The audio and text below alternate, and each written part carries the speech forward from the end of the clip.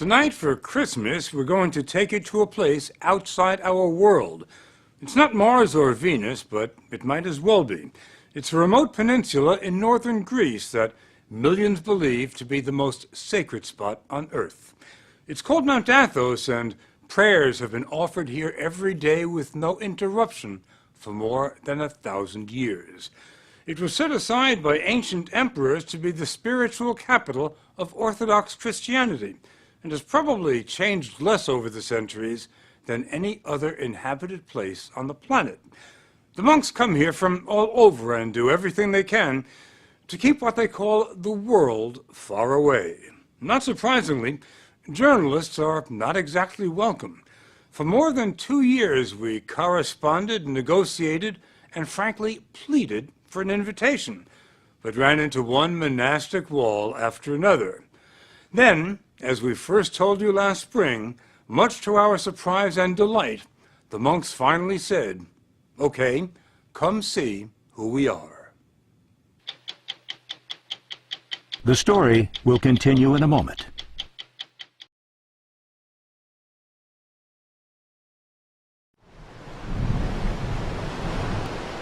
This Byzantine cross marks the border between Mount Athos and the 21st century. The monks come here, as they always have, for the beauty, the tranquility, and the isolation. But most of all, for this.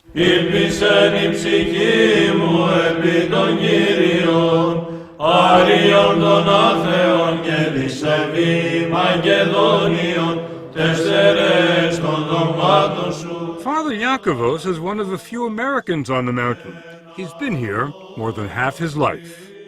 You have to understand the words that we're saying in today's liturgy are the same words that Christ was saying, the same words that saints from the 1st century, the 2nd century, the 3rd century, the 4th century. And nothing has changed in Orthodoxy since then. It's the only branch of Christianity that can make that claim. Father Eliseos is the abbot, the top man, at Simonos Petros, one of the 20 monasteries. It was Abbot Eliseos who invited us here, and never let us forget what a rare privilege it was. It happened once, in 1981. The last time you invited a television crew here was 1981. Correct. We weren't going to invite you, but your persistence convinced us to open the door.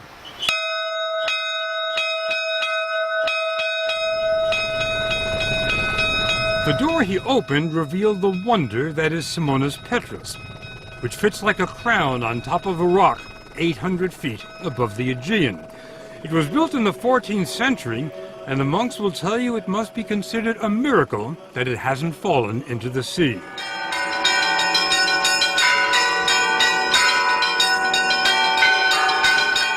There are 20 monasteries on Mount Athos. Some look like medieval fortresses. Others are so large they resemble small cities. They rise from virgin forests and line the coast, shrouded in mist. There's nothing on this 130-square-mile peninsula other than monasteries and monks. Nothing. We expected Mount Athos to be a quiet place, but we couldn't have imagined how quiet until we were dropped off here.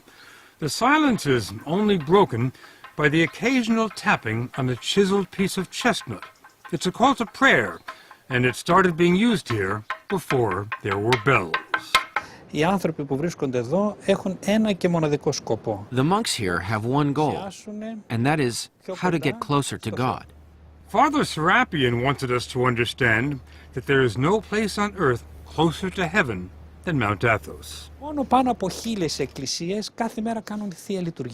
Every day, 1,000 divine liturgies are celebrated on the peninsula. It's unique in the world and in the Orthodox Church. Exactly what makes it unique? It's the absolute way of life of the monks. It's a Spartan way of life, but all the monks we talked to said they never want to leave, not even for a day. So they try to be self-sufficient. They grow their own fruits and vegetables, do their own tailoring, and when they get sick, there's an in-monastery doctor, Father Imolaos, who's not very busy because the monks are in excellent shape. There's remarkably little cancer, virtually no heart disease or Alzheimer's. They must be doing something right in addition to drinking wine at 9 in the morning. They eat 2 meals a day. There's what they call the first meal, which lasts 10 minutes, and the second meal, which lasts 10 minutes. There's no meat and no dinner table conversation. The only sound, a monk reading from sacred texts.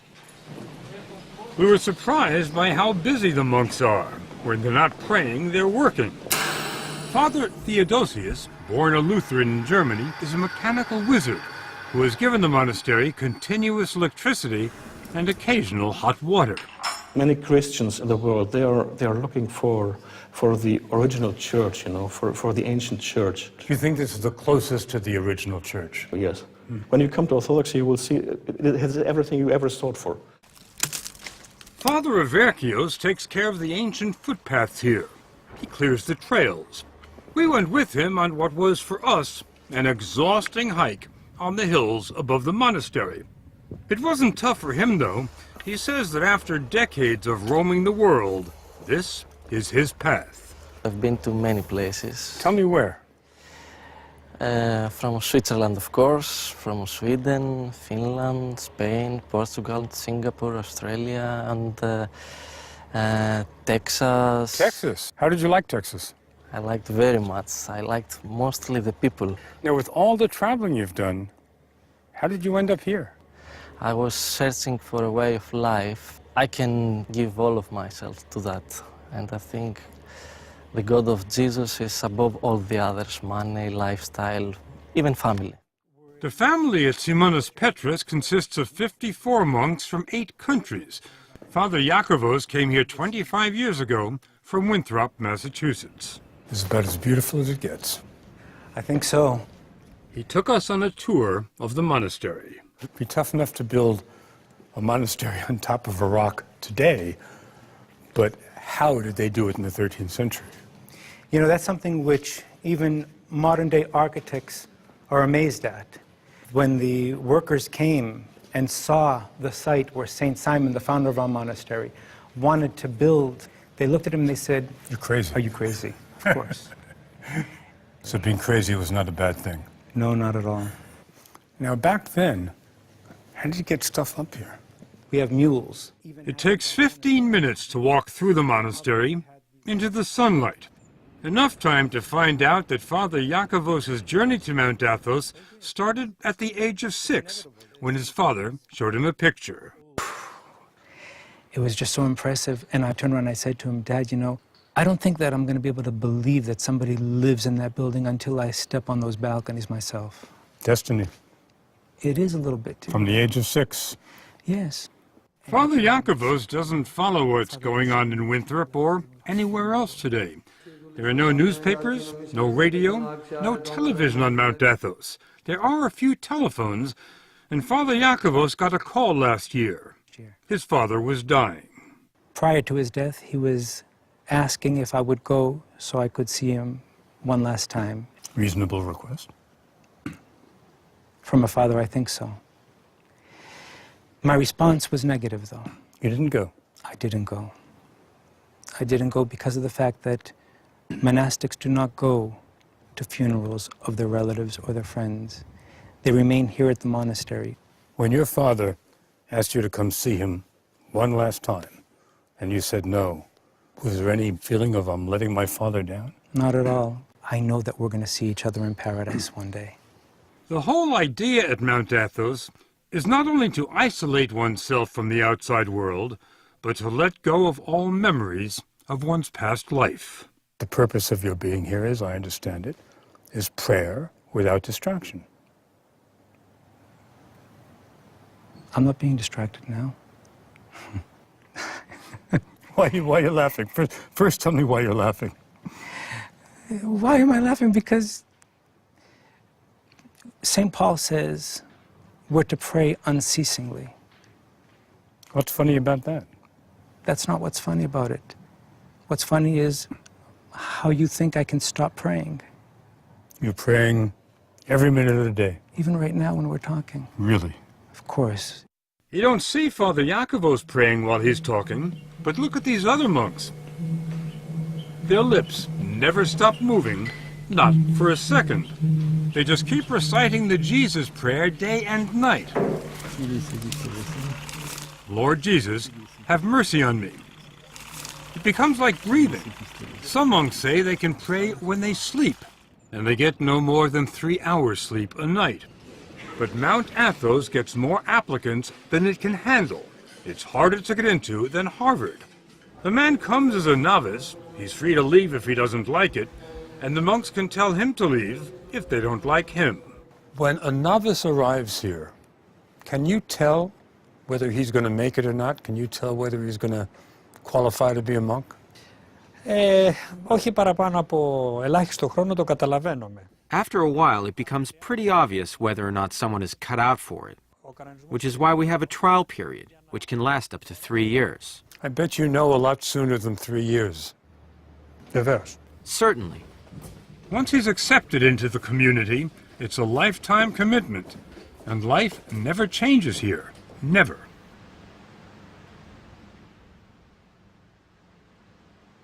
Every day at 3 in the morning, a single bell rings, informing the brothers that it's time to stop praying on their own and start praying in church. On a typical day, and every day is a typical day, the services last 8 hours. The monks say it's an 8-hour conversation with God, a dress rehearsal for eternity. And remember, this doesn't only happen on Sundays, it happens every day, 365 days a year. A monk never gets a day off. This is the Divine Liturgy, the life of Christ celebrated by men whose only passion is to move closer to Christ every day. The depth of their devotion defies description. They didn't look like the same monks we had met in the gardens and the workshops. They were utterly transformed, with a concentration so profound they were immune from distraction. There were occasional flashes of ecstasy. This old monk could have risen out of a Rembrandt. Βούλο μεουν προσεύχεστε τους άνδρας εμπαντητόπο.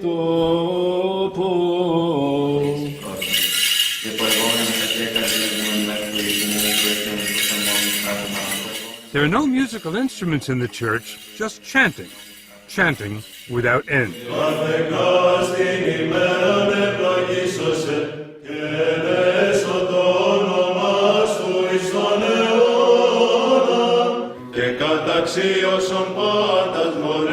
Many of the voices, the basses in particular, could have made it at the Met.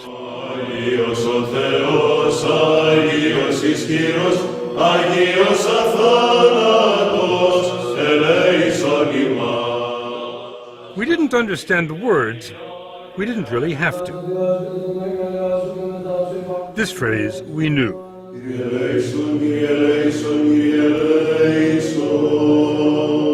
Lord, have mercy.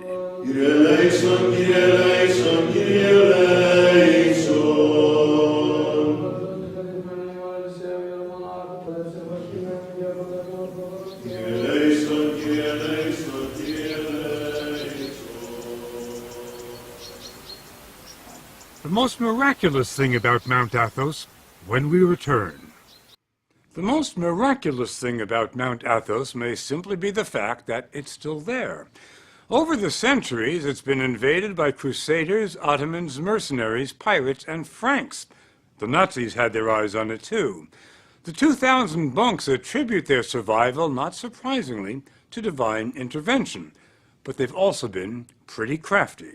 Some of the measures they've taken will surprise you. If you'd like to come for a visit, though, it can be arranged, but it's not easy. First, you'll need a visa issued by the monks, and unless you're an Orthodox pilgrim, it can take a while.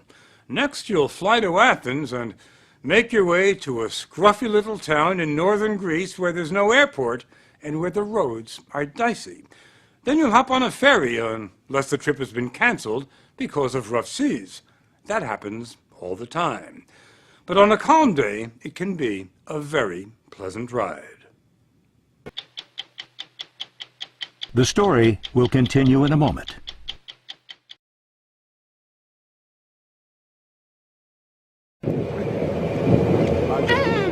The monks will tell you it takes years of prayer and soul-searching before they're ready to leave the world for Mount Athos.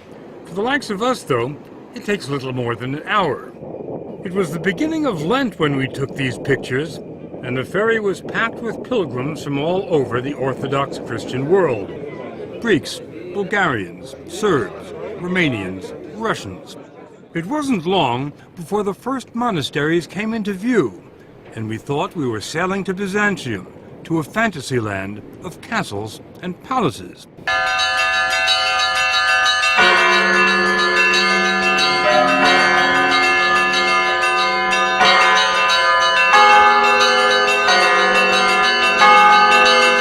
We were headed for Vatopedi, one of the oldest and largest monasteries on Mount Athos. It had the feel of a medieval city.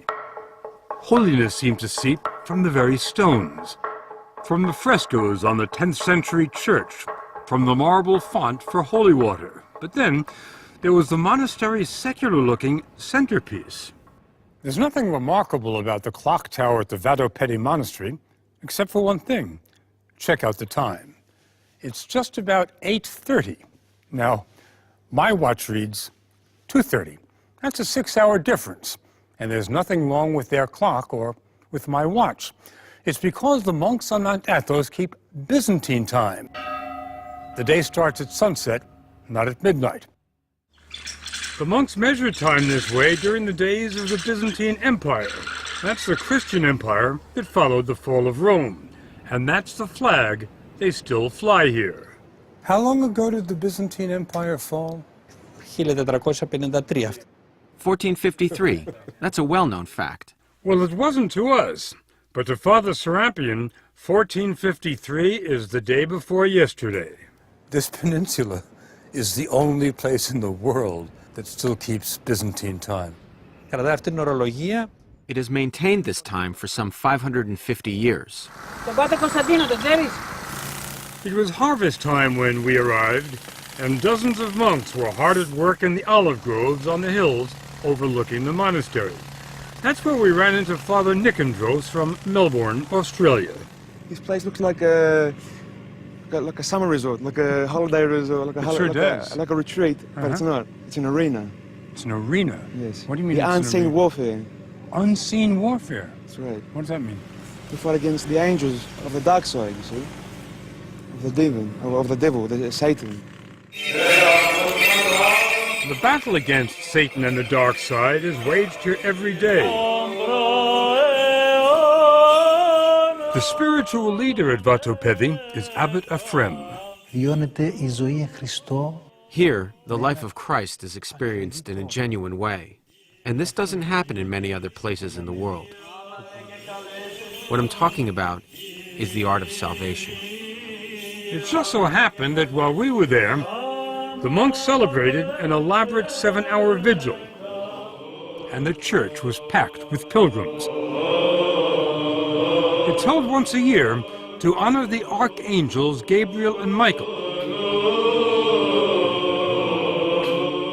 According to the Bible, Gabriel and Michael led the army of angels that expelled Satan from heaven.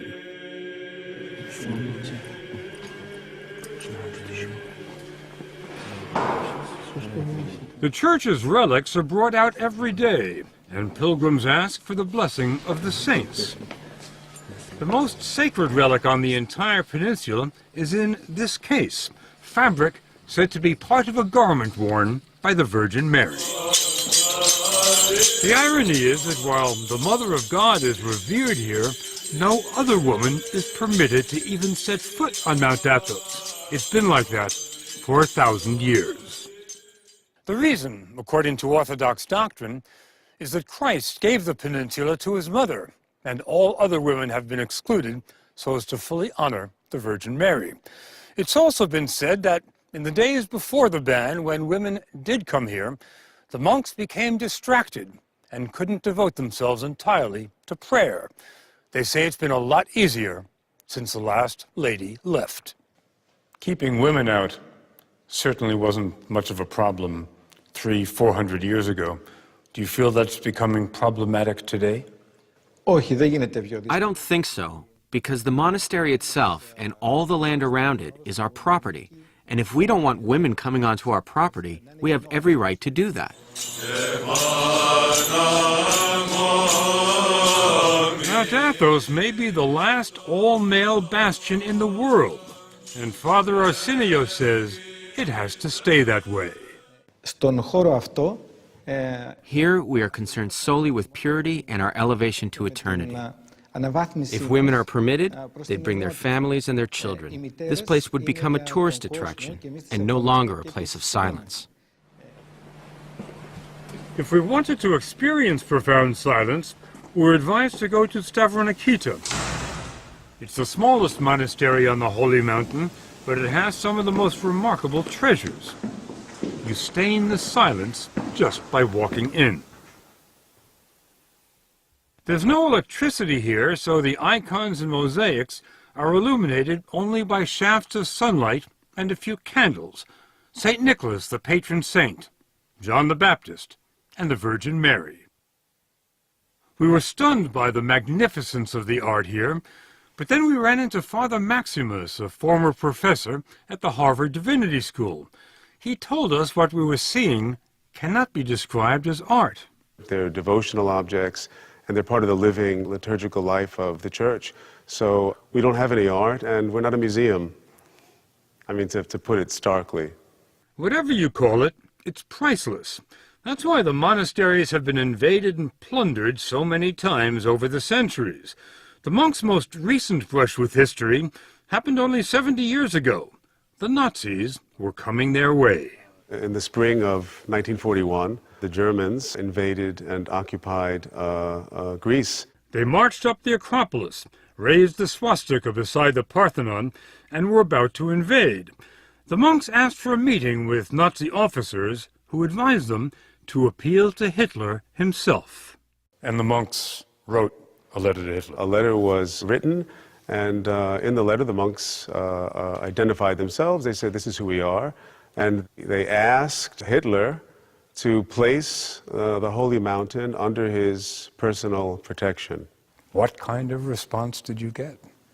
Well, it seems that Hitler liked the idea and accepted the invitation to become the personal protector of the Holy Mountain. Well, let me just get that straight. Hitler, the personal protector of the Holy Mountain. That's right. That's right. Hitler did send a team of German academics to Mount Athos.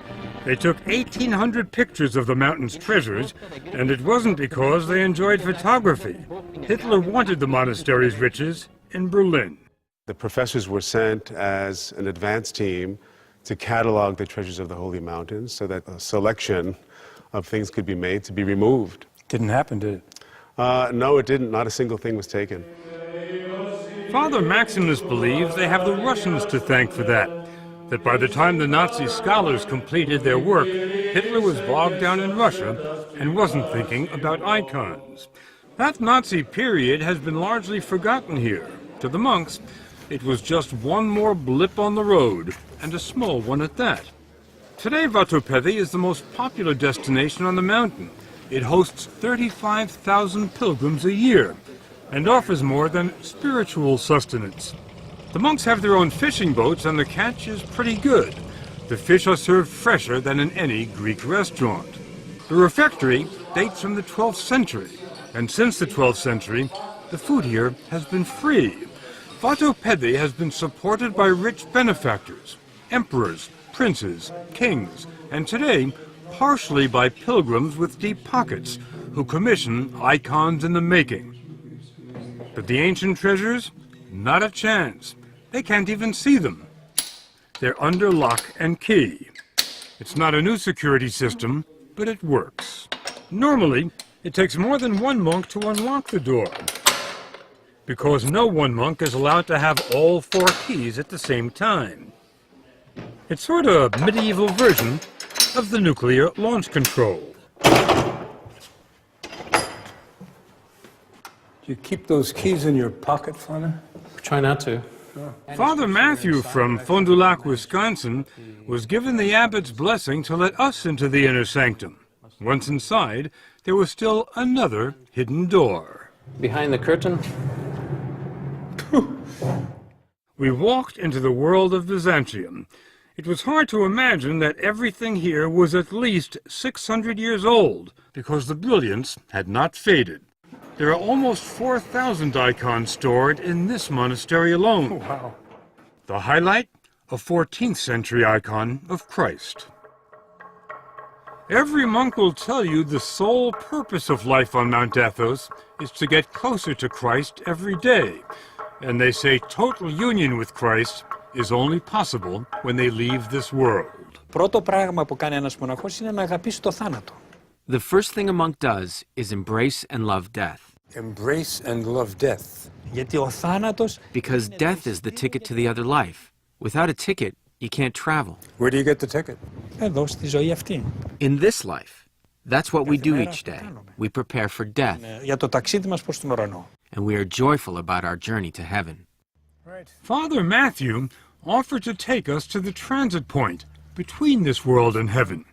When a monk dies, he's buried until there's nothing left but bones. Then he's brought to where every monk who's ever lived here ends up, the ossuary. Any idea how many skulls there are here? Thousands. I'm not sure how many thousands. Any idea how far they go back? The ones here would be to the 16th century. When you look at the ossuary, what comes to mind? Mostly I see that this is where I'm going to be. I always like to say these are my future roommates. There was nowhere for us to go from there. So we headed back to the mainland. The monks invited us to come back any time. And if we do, or if our grandsons or great-grandsons do, after 10 days here, this much we believe. Mount Athos will not have changed at all.